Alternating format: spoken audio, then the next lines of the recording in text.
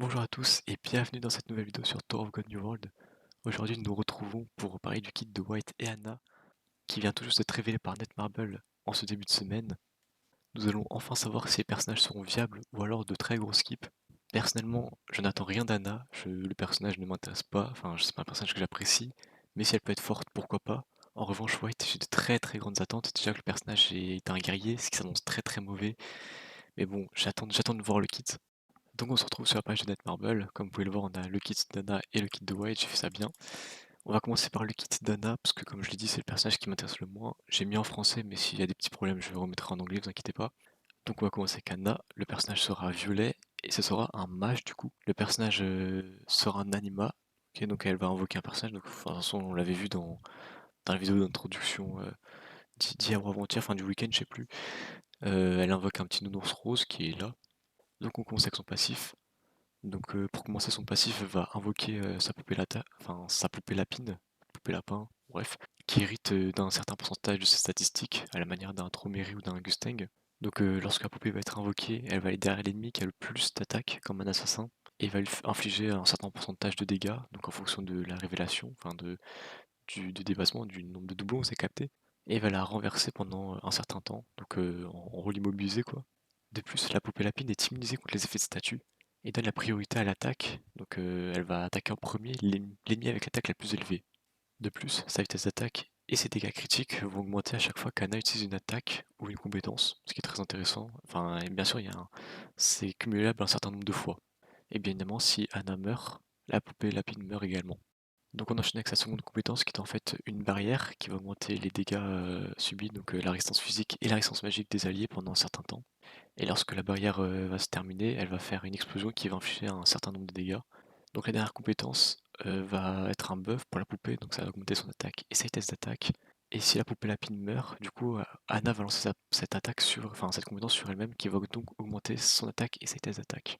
Et enfin, l'ulti d'Anna va être lorsqu'elle va renverser son petit pot là, comme on peut le voir, ce qui va faire une espèce de flaque qui va faire des dégâts aux ennemis.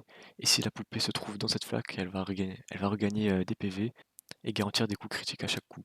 Voilà, donc ça c'est pour le kit d'Anna. Honnêtement, je n'attendais rien du personnage, mais finalement je trouve plutôt intéressant. Enfin, après à voir si elle va pouvoir comboter, s'insérer. Là, je vois bien avec le Poppy Arène, peut-être en double mage en fond de terrain, pourquoi pas.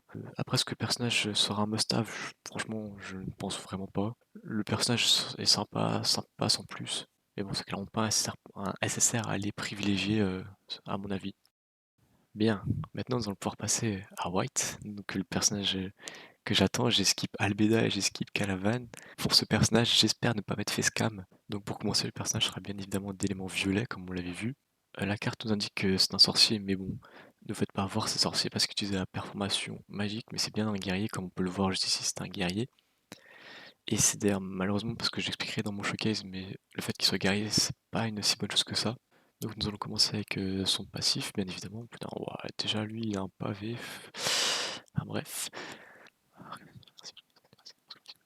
Ah, putain, c'est chiant. Alors pour commencer, le passif de White, ce qu'il va faire, c'est qu'il va appliquer une marque de soif au dernier ennemi qui l'aura touché. Donc cette marque va infliger un certain nombre de dégâts. Et chaque fois que White va attaquer un ennemi qui est sous marque de soif, sa résistance magique personnelle va baisser. En revanche, son attaque va augmenter jusqu'à la fin du combat. Et seulement une seule marque peut exister à chaque fois. Donc on peut pas avoir, s'il attaque deux personnes à la fois, il aura pas deux marques. Non, c'est un truc. De toute façon, c'est un single target. C'est quelqu'un qui va faire du enfin qui va faire du 1 contre 1. Alors j'avoue que là, quand j'ai ce passif, ça m'inquiète un peu. Parce que là, je vois juste un passif qui peut être très bon contre les combats de boss, quand il n'y a qu'un boss, mais sur du climbing tower, enfin sur l'ascension de la tour, on doit en tuer 5 ennemis, c'est pas fou, enfin c'est ok, mais ça aurait pu être mieux franchement. Donc là, en espérant que le reste soit un petit peu mieux, parce que là, j'avoue que je suis pas très serein. Ensuite, sa première compétence donc, va augmenter sa rapidité, et va créer une barrière autour de lui qui est égale à un certain pourcentage de son attaque. Ensuite, il va mettre une marque sur l'ennemi le plus éloigné de lui, ce qui est un peu bizarre. Puis ensuite, il va se précipiter sur lui en lui infligeant un certain pourcentage de son attaque, sous forme de dommages à tous les ennemis sur son chemin. Donc en gros, s'il a l'autre bout et qu'il y a trois persos entre eux deux, bah, il va taper les trois et puis il va l'attaquer le gars. Enfin, ok, ok, pourquoi pas. Il y a un dernier point, c'est que White est invincible lorsqu'il utilise cette compétence. Alors cette seconde compétence, j'avoue, ça fait un peu compétence d'assassin. Donc il aurait pu être assassin et pas guerrier, ce qui aurait été mieux, mais bon. Voilà, on va voir la dernière compétence et son ulti, mais bon, ça s'annonce ok, mais sans plus. Ensuite, sa première compétence va augmenter sa magic perf, enfin sa perforation magique, pardon, pendant un certain temps, et va également lui créer une autre barrière comme la compétence d'avant. Ensuite, il va infliger un certain pourcentage de son attaque aux ennemis proches, et de plus, si l'un des ennemis qui est touché possède la marque, le coefficient d'attaque est augmenté d'un certain pourcentage encore une fois. Alors cette compétence, ça fait vraiment une compétence de guerrier, ce qui explique son rôle, mais bon. Pour l'instant, quand je vois le set, je suis un peu sceptique. Enfin, à voir.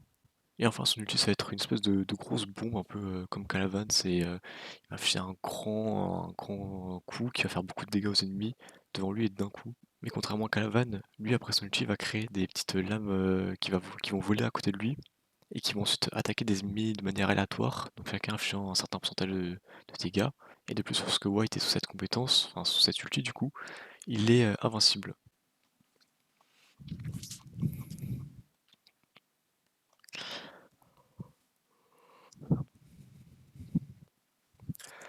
Donc concernant White, je suis un petit peu déçu. On va pas se mentir, le personnage, déjà par son rôle, c'est limité. Ses compétences sont sympathiques pour des combats de boss, après pour la sonde de la tour, enfin même du PvE en général, enfin ça s'annonce un peu limité quoi. Le personnage s'avère, enfin pas faible, mais j'ai l'impression qu'il lui manque d'un truc quoi. On dirait un personnage qui pourrait sortir lors de la sortie du jeu quoi. Après ça reste un SSR+, donc bien évidemment ses stats seront supérieurs à Wakin. Mais bon, de là les hard pull sur le personnage, je pense pas. Vaut mieux attendre la collab. Si j'étais rationnel, j'attendrais la collab, c'est sûr et certain.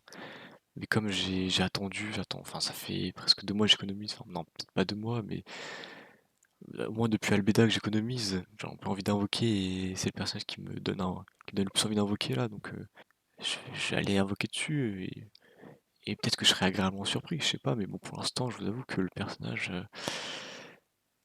est bien en deçà des attentes. Enfin, surtout quand on sait que l'élément violet, ça fait plus d'1 an qu'ils attendent un personnage, et qu'au final, c'est ça. Je suis désolé, mais c'est léger, c'est très très léger. On peut le dire, là franchement, je suis vraiment déçu. Enfin, autant Albeda, j'ai critiqué, mais bon, c'était pas un personnage que j'aimais tant que ça, donc en vrai, je m'en fichais. Calavan, pareil, c'est pas un personnage que j'adore, hein, donc. Et puis même le personnage est bon, Calavan, donc en soi, ses fans sont contents, t'es pas fan, tu t'en fous. Là, ouais, je suis pas un fan absolu, mais j'aime quand même le personnage. Et je pense aux fans hardcore du personnage qui s'attendaient à avoir un personnage incroyable à jouer, qui allait révolutionner leur compte, ils allaient pouvoir monter, je sais pas, une dizaine d'étages faciles grâce à lui. Bah non, non, enfin non, non, juste non. Parce qu'en soi, le problème du personnage ce sera en combat de boss. On a déjà Kaiser qui est excellente, qui même enfin je pense qu'elle sera toujours meilleure que lui après sa sortie. Et puis en soi, l'équipe bleue est meilleure en combat de boss que l'équipe violette. Donc non, ce sera juste mieux de jouer Kaiser. Bon, je viens de relire le kit une seconde fois pour vraiment être sûr de mon avis, mais en fait j'ai l'impression que Netmarble cherche pas vraiment à faire de lui un gros DPS, mais un sub DPS slash tank, enfin ce qu'ils essayent de faire avec chaque guerrier, ce qui est justement un peu dommage je trouve. Parce que quand on voit le personnage, on lui offre de l'invincibilité, c'est cool, mais on lui offre pas une compétence qui vraiment va montrer que c'est un DPS que. Parce que moi personnellement quand je vois un guerrier, je m'attends à un gars qui va faire des gros dégâts, pas un gars qui va tanker, un gars qui va gratter du temps, faire 2-3 dégâts, par-ci par-là, tu vois, c'est comme dans le foot, tu veux un attaquant, tu veux qu'il marque des buts, tu veux pas qu'il fasse des dribbles, qu'il fasse des retours défensifs, tu t'en fous, tu veux un but. Là c'est pareil, je veux des dégâts.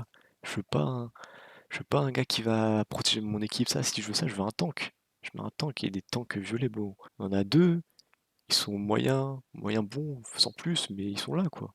En vrai, je me dis surtout le mois de novembre pouvait être incroyable avec White. Si le personnage a été incroyable, en plus tu nous mets une collab de fou derrière, ça aurait pu être le mois de l'année, quoi. Mais là, déjà, le personnage, c'est une grosse clim. Alors, bien sûr, j'ai pas encore testé, ça se trouve, il va être incroyable et je vais retourner ma veste. Et j'espère retourner ma veste, j'espère de tout mon cœur retourner ma veste.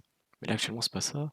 C'est en plus la collab après, c'est une collab pourrie avec une œuvre de seconde zone, je serais dépité, enfin, c'est tout pour moi. Bon, je suis un peu salé, les gars, désolé, mais n'empêche, si vous avez quand même aimé la vidéo, n'hésitez pas à liker, partager, vous abonner, ça me fait toujours plaisir, bien évidemment.